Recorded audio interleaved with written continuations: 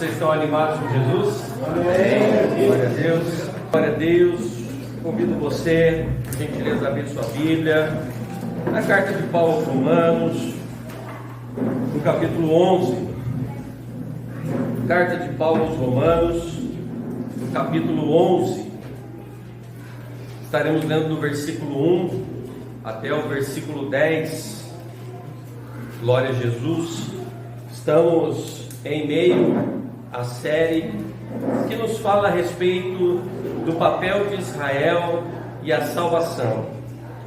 E é maravilhoso a gente ter a oportunidade de meditar no texto que se encontra do capítulo 9 ao capítulo 11, que vai essencialmente falar algo ao nosso coração acerca da nossa visão, acerca de como devemos enxergar o povo escolhido previamente pelo Senhor, chamado Israel. E eu acho que nunca foi tão oportuna essa série de mensagens.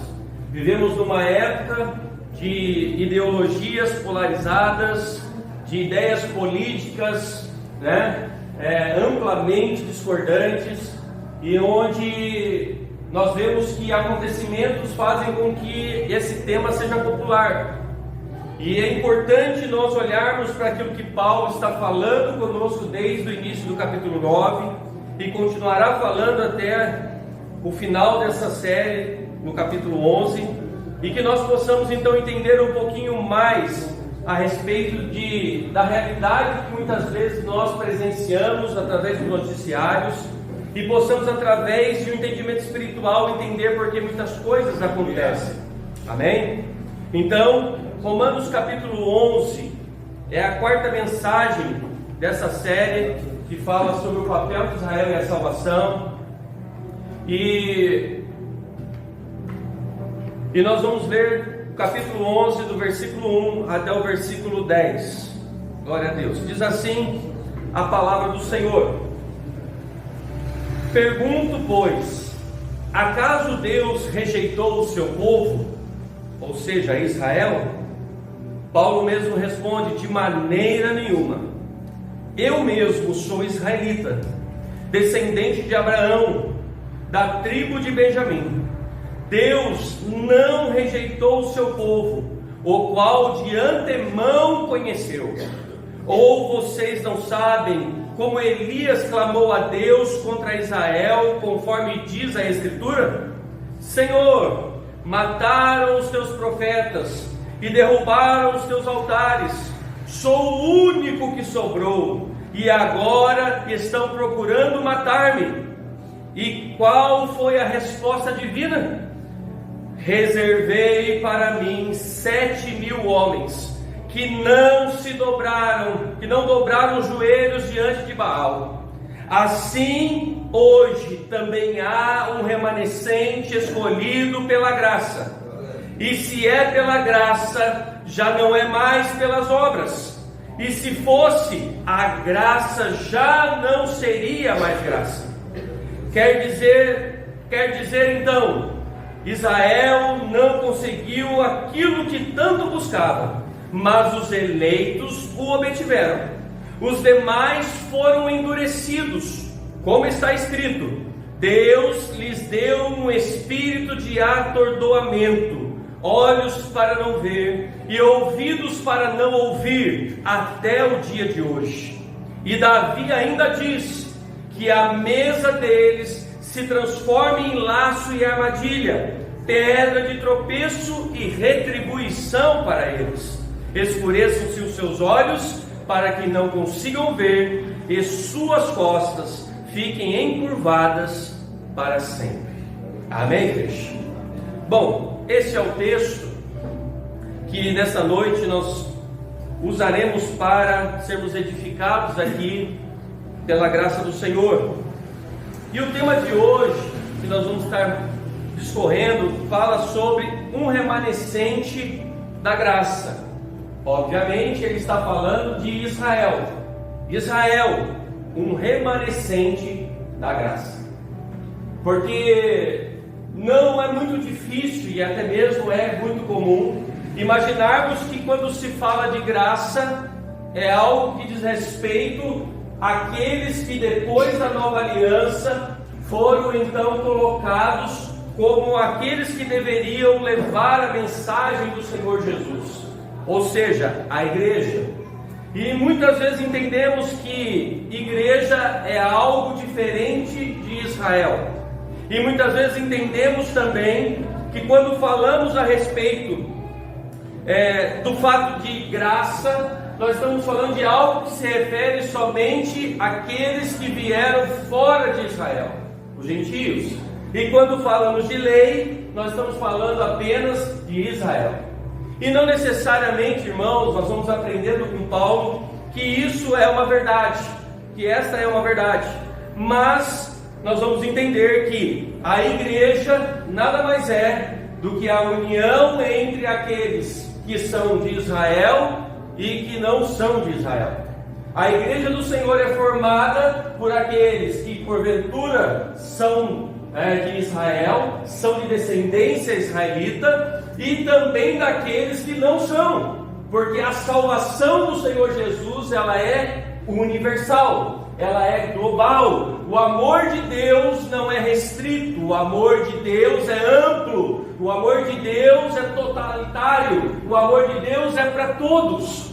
E maravilhoso a gente começar a entender isso, porque quando olhamos para essa verdade de que Israel é um remanescente da graça, nós entendemos que nós podemos incluir Israel dentro dessa realidade onde a graça alcança, e aonde a fé é aguardada, e para quem o Cristo veio, e ainda está aguardando ansiosamente que todos nesse mundo, todos na face dessa terra, possam se dobrar e reconhecer que Jesus Cristo é o Senhor, o Salvador das suas vidas, e o caminho, o único caminho que leva a Deus. Amém, irmãos?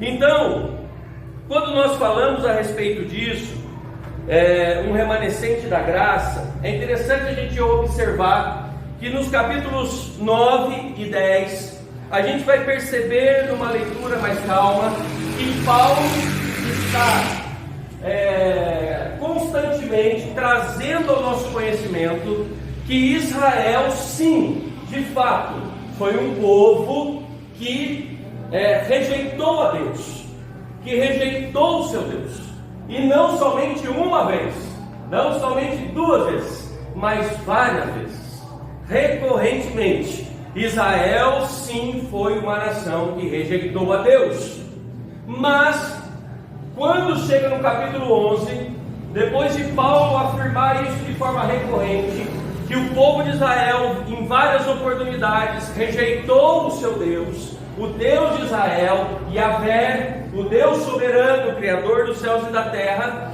nós percebemos no capítulo 11, vemos claramente que Paulo faz uma pergunta, e nessa pergunta ele faz justamente em função das afirmações que ele fez do capítulo 9 ao 10, a rejeição de Israel diante de Deus. Ela rejeitou a Deus, mas ele vai e pergunto eu então, acaso Deus rejeitou o seu povo? Porque Paulo diz que Israel, várias oportunidades, rejeitou a Deus, mas agora ele pergunta, e Deus rejeitou Israel? E Deus rejeitou o seu povo? E aí, o capítulo 11, do versículo 1, versículo 10, vai justamente tratar alguns pontos importantes a respeito dessa pergunta. Vai mostrar para nós porque Paulo, ele vai justamente fazer essa pergunta e o que essa pergunta quer nos trazer de lições mediante a resposta que lhe cabe. Amém? E a primeira lição que nós aprendemos, quando Paulo faz essa pergunta ao responder, é que Deus não rejeitou Israel. É a primeira lição. Porque se você olhar e ler comigo novamente o versículo 1, somente a parte inicial, e o versículo 2, também somente a parte inicial, nós vamos entender isso. após a pergunta de Paulo se Deus rejeitou o seu povo, olha só o que Paulo responde: de maneira nenhuma. E lá no versículo 2, Paulo vai dizer o seguinte: Deus não rejeitou o seu povo, o qual de antemão conheceu. Então, a primeira afirmação de Paulo é clara, dizendo: Deus não rejeitou o seu povo. Deus não rejeitou Israel. E por que nós podemos e devemos acreditar nisso? Basicamente por 3 motivos. Primeiro, pela própria palavra de Paulo. Porque, irmãos, houve um tempo em que Paulo havia acabado de se deparar com Cristo. Paulo tinha acabado de se converter a Cristo mediante esse encontro. E quando Paulo já não estava mais cego, curado da sua cegueira, Paulo volta para Damasco e Paulo inicia, ainda como Saulo, o seu ministério como aquele que agora não perseguia mais os cristãos para matar, mas agora ele começava a declarar que o Deus, o Senhor, o Salvador dos cristãos é sim o ungido, o prometido, o Messias, o Filho de Deus. Mas interessante é que Saulo, nesse início da sua conversão, quando as suas palavras eram empenhadas e pregadas para os cristãos, a palavra de Paulo ainda não era muito digna de aceitação. Se você olhar em Atos capítulo 9, no versículo 26, você vai perceber que Saulo, enquanto pregava, causava temor nos cristãos, porque eles olhavam para aquele homem e ainda enxergavam o perseguidor, o assassino, aquele que exterminava cristãos. E quando ele falava algo a respeito de Jesus, por maior que fosse a verdade que ele estivesse falando, aquilo não tinha crédito. As pessoas tinham medo. As pessoas olhavam e diziam: não é aquele que perseguia, arrastava pelo cabelo os cristãos e matavam. Não é aquele que consentiu com a morte de Estevão. Então, interessante é que mesmo em Damasco, os cristãos tinham dificuldade com a palavra de Paulo. Quando Paulo já não estava mais em Damasco, foi para Jerusalém para conhecer os apóstolos. Quando chega lá Saulo, se você olhar aí no versículo 26 e 27, diz que os próprios apóstolos olharam para Saulo e diz o seguinte: será que é verdade tudo isso que ele está falando? Será que a conversão dele é verdadeira? Será que o que sai da boca dele realmente é verdade? Até que então no versículo 27 de Atos capítulo 9, Barnabé toma a iniciativa e se coloca como fiador das palavras de Saulo, dizendo o seguinte: olha, se eu tenho algum crédito perante vocês, se eu sou homem de Deus perante a igreja, então aceitem o que Saulo está falando, porque eu vi que ele realmente se converteu, que ele de verdade entregou sua vida a Jesus, e desde Damasco está arriscando a sua vida para poder pregar e anunciar o Evangelho do Senhor Jesus. E é maravilhoso a gente olhar para isso e ver que houve um tempo em que a palavra de Saulo não tinha muito crédito.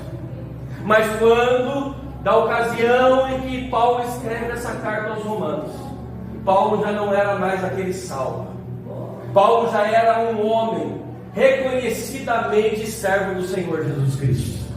Um homem que já havia anos estava entregando a sua vida, gastando a sua vida e se deixando gastar por amor a Cristo.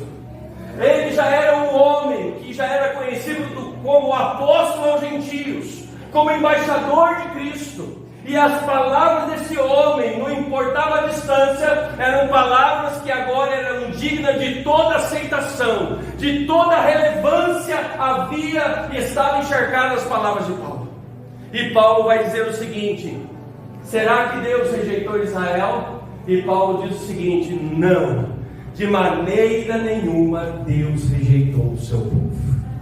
Então, primeiramente podemos crer que de fato Deus não rejeitou Israel pela própria palavra de Paulo, digna de crédito, de aceitação e cheia de toda relevância.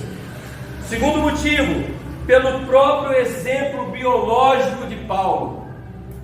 Se você olhar no versículo 1, a parte final, ele vai dizer assim: olha, de maneira nenhuma, eu mesmo sou israelita, descendente de Abraão, da tribo de Benjamim. Paulo estava dizendo o seguinte: olha, tão certo é que Israel ainda é alvo da graça do Senhor, porque se assim não for, eis que eu que estou aqui, escrevendo a vocês, pregando a vocês, gastando a minha vida por amor aos gentios, eis que então a minha salvação, então já não existe. Porque se os israelitas, se o povo de Israel não é digno da salvação do Senhor, então eu, Pedro, Tiago e todos aqueles que caminharam com Jesus em seu ministério, todos nós judeus, não alcançamos a graça da salvação. Então nós olhamos e percebemos que Paulo, pelo seu próprio exemplo biológico, ele diz o seguinte: olha, se Deus então rejeitou Israel, Deus rejeitou a mim também. Mas se vocês olham para mim e enxergam Cristo, então acreditem, Deus ainda tem graça e salvação para o povo de Israel. Amém? Terceiro motivo, pelo próprio amor de Deus. Se você olhar o versículo 2, a parte inicial, ele vai dizer o seguinte: Deus não rejeitou o seu povo, o qual de antemão o conheceu. Deus não rejeitou o seu povo. Ao falar do cenário do tempo de Elias, olha só que coisa. Você pega o versículo 2, ele continua dizendo: ou vocês não sabem como Elias clamou a Deus contra Israel, conforme diz as Escrituras? Ele olha e pega o exemplo de Elias para mostrar que Deus ainda amava Israel. Por que isso?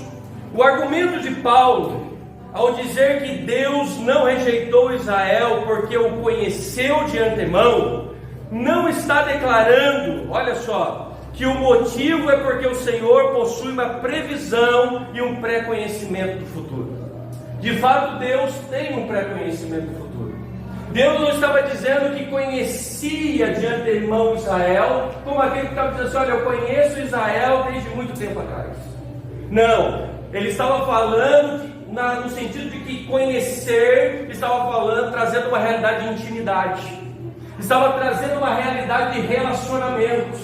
Ele estava mostrando o seguinte: olha, Deus não rejeitou Israel porque Deus tem um relacionamento antigo com Israel, porque Deus tem algo com Israel que não é de hoje, que já é de muito tempo.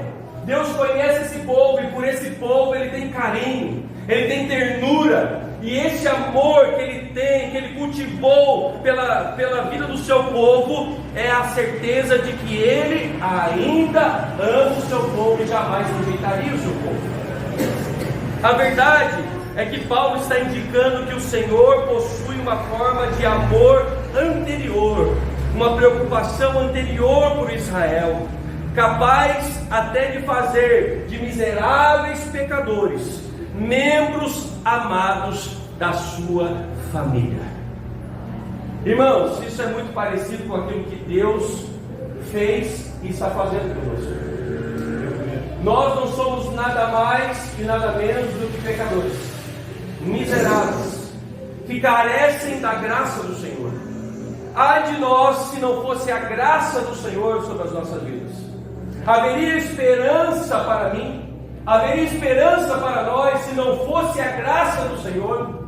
E o que Paulo está dizendo é o seguinte: que o amor gracioso de Deus que alcançou as vidas daqueles crentes em Roma naquele momento, e de nós aqui hoje, esse amor é o mesmo que Deus tem e continua derramando pelo seu povo, que anteriormente Ele já amou, que Ele já amava, que Ele já conheceu, que Ele já se deixou conhecer, que Ele se lançou como um Deus realmente misericordioso, dizendo: olha, eu permito que você me conheça. Eu sou tão inalcançável que eu permito que você me conheça. Então é maravilhoso a gente olhar e ver que esses três motivos, a palavra de Paulo, o exemplo biológico de Paulo e o próprio amor de Deus, que conheceu esse povo num relacionamento de amor há muito tempo, é a garantia de que Deus não rejeitou o seu povo, não rejeitou Israel. É maravilhoso isso. Bom, a primeira lição é que Deus não rejeitou o seu povo.